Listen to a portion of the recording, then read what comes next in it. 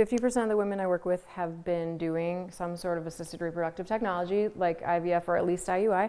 Everyone is doing medicated cycles all the time now, it seems. So there's a lot more standardization. You're not like, oh, are you doing a natural cycle? It's like all medicated cycles nowadays. It feels like they are overriding your cycle. So that eliminates a lot of the signs and symptoms we get to use as data.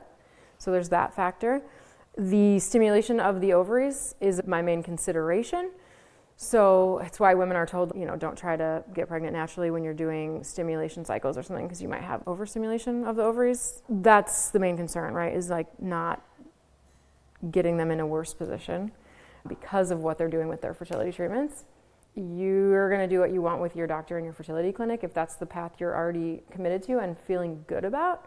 I, of course, give them the option of like, why don't we try it? Many women also come in here who have already tried IVF, but then they see the ways they have imbalances and they feel more confident that once they work to resolve their imbalances, they could try it naturally. So many of them do start moving more towards that side once they come into my world.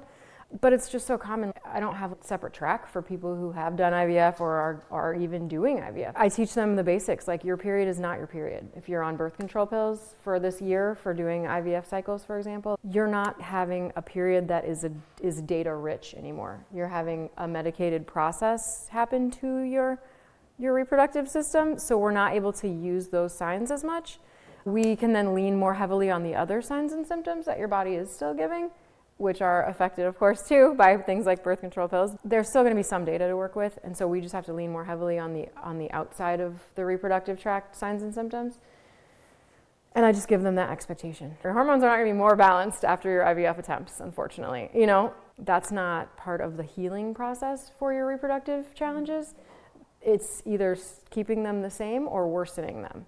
And it's certainly inducing more patterns of imbalance. So, I feel like part of your question is like, which one does it cause? A lot of blood stasis for sure, and a lot of dampness is what I see it causing.